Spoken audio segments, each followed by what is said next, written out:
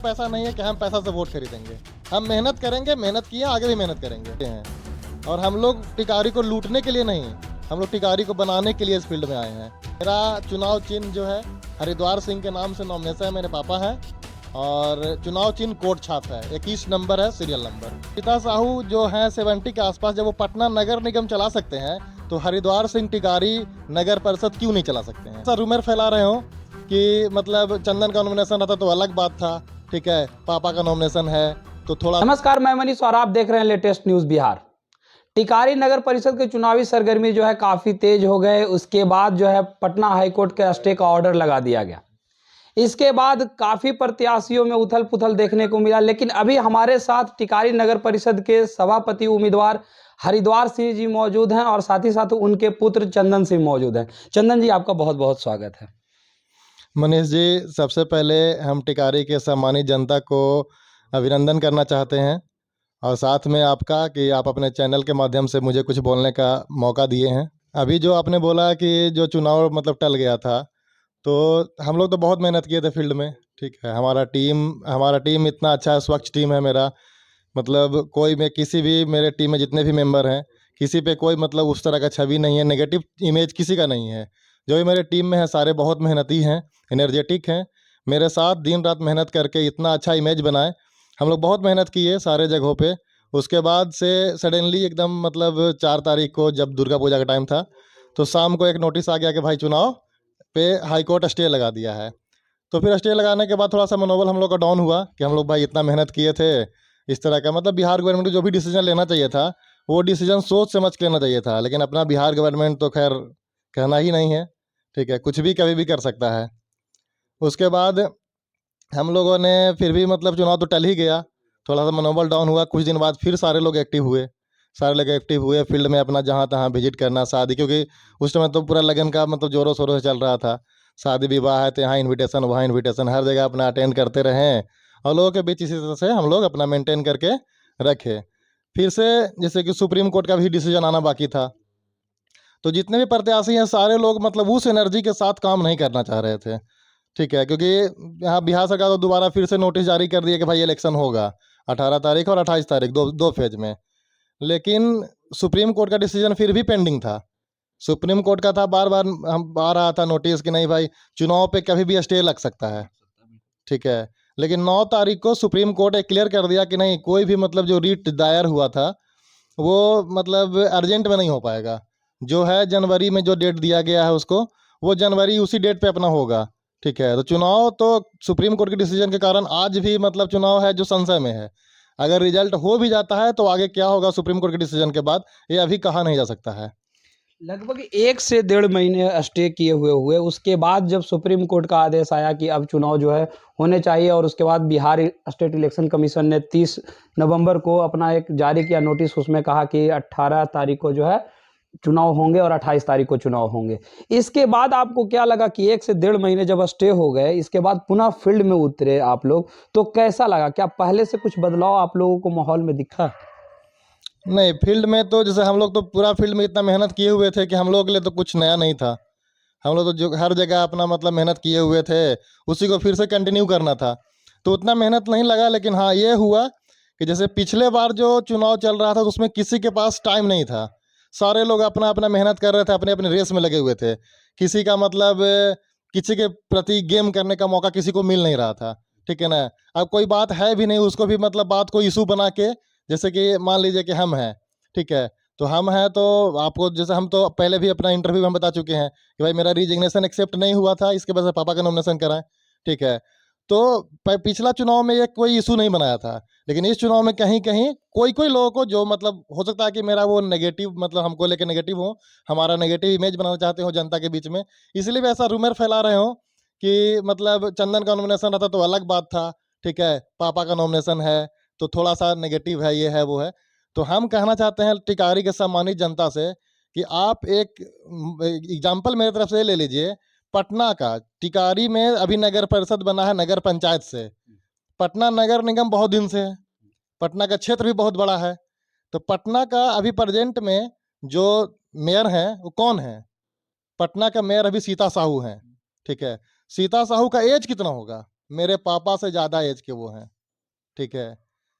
आप किसी को अगर नहीं पता हो तो मनीष जी के चैनल के थ्रू आप लोग हम बता रहे हैं, आप सर्च भी कर सकते हैं, पटना का मेयर कौन है, सीता साहू हैं, ठीक है। उनका एज कम से कम ऑलमोस्ट 70 के आसपास होगा, ठीक है। तो जो सीता साहू जो हैं 70 के आसपास, जब वो पटना नगर निगम चला सकते हैं, तो हरिद्वार सिंह टिकारी नगर परिषद क्यों नहीं चला सकते हैं, ठीक है। सीता साहू का ही बेटा वहाँ पे सारा चीज करते हैं, यहाँ पे हम हैं करने के लिए, ठीक है। तो नॉलेज हम लोग के पास सारा चीज है, हम लोग पूरा एकदम मतलब पूर्ण है, सक्षम है टिकारी नगर परिषद को चलाने के लिए। अब बाकी फील्ड में कोई डिफिकल्टीज नहीं है, टिकारी के जनता का बहुत प्यार, बहुत सपोर्ट मिल रहा है हम लोगों को, और हम लोग जितना भी क्षेत्र विजिट किए हैं, हर जगह से हम लोग लीड करेंगे, ये मेरा पूर्ण विश्वास है।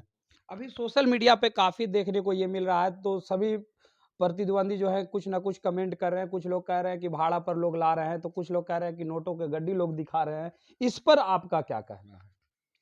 देखिए, ये चुनाव है तो चुनाव में तो खैर गवर्नमेंट का तो बहुत सारा सर्कुलर है, ठीक है, कि चुनाव में इतना पैसा खर्च करना है, ये करना है, वो करना है।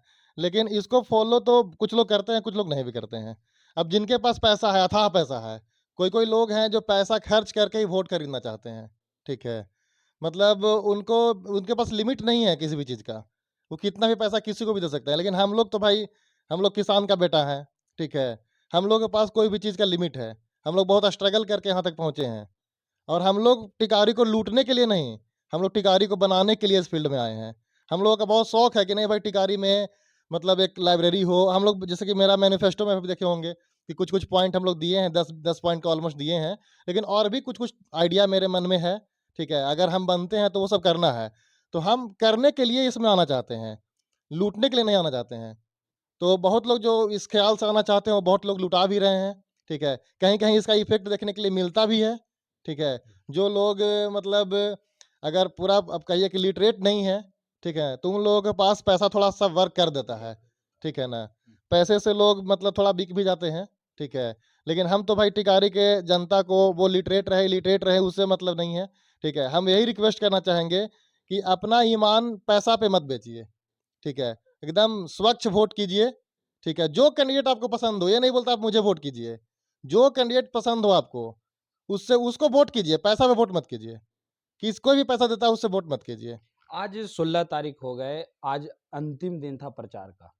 इसके बाद ये 48 घंटे जो है कोई प्रचार बिल्कुल भी नहीं, लेकिन ये माना जा रहा है कि सभी प्रत्याशी अब अपना दमखम आजमाएँगे पैसे के बदौलत। तो आप टिकारी नगर परिषद के समस्त जनता से क्या अपील करना चाहेंगे चुनाव को लेकर के, और आप क्या अपील करेंगे? देखिए, हम जैसे कि पहले ही बता चुके हैं कि हम लोगों के पास उतना पैसा नहीं है कि जाके पैसा कहीं भी फेंक देंगे, ये कर देंगे। हम पहले भी बता चुके हैं कि हम काम करने के लिए इसमें आना चाहते हैं, ठीक है। मेरा बहुत शौक है कि नहीं भाई, टिकारी में भी लाइब्रेरी हो, अच्छा रोड हो, अच्छा लाइट हो, या अच्छा यहाँ पे पानी का सप्लाई वगैरह हो। बहुत सारा भी मतलब क्षेत्र विस्तार होने के कारण नल जल का जो हुआ है काम, तो हर गाँव में नल जल का कार्य फ्लॉप है। कोई शौचालय नहीं है। टिकारी मार्केट में इतना बड़ा क्षेत्र है, लेकिन एक भी शौचालय कार्यरत नहीं है। अगर कोई मतलब महिला, पुरुष तो ठीक है किसी भी तरह से मेंटेन कर मैनेज कर लेता है, लेकिन कोई महिला अगर जाती है उसको बहुत प्रॉब्लम होता है, ठीक है। तो हर जगह शौचालय बनवाना। अब एक पार्क टिकारी में है, लेकिन क्षेत्र इतना बड़ा है, तो एक पार्क के में क्या सारे क्षेत्र के लोग आ जाएँगे? नहीं आ पाएँगे। तो उनके लिए थोड़ा-सा मतलब पॉपुलेशन के अकॉर्डिंग जगह-जगह पे पार्क वगैरह का व्यवस्था करना। मतलब कहने का मेरा मतलब जो क्षेत्र विस्तार हुआ है, उसको सुसज्जित करना, बढ़िया ढंग से अरेंज करना। बहुत सारा ऐसा गाँव है जहाँ पे ना तो नाली है, ना गली है, कुछ भी नहीं है। तो वो उन सब चीज़ों को बहुत अच्छा से करना, ठीक है। उसके बाद लाइब्रेरी का व्यवस्था करना, उसके बाद फ्री कोचिंग का जैसा कि हम लोग बोले हैं, ठीक है, उसका व्यवस्था करना। नगर परिषद का अपना एम्बुलेंस, नगर परिषद का अपना ई-रिक्शा, तो बहुत सारा ऐसा है। स्ट्रीट लाइट अभी टिकारी में एक भी नहीं है, ठीक है।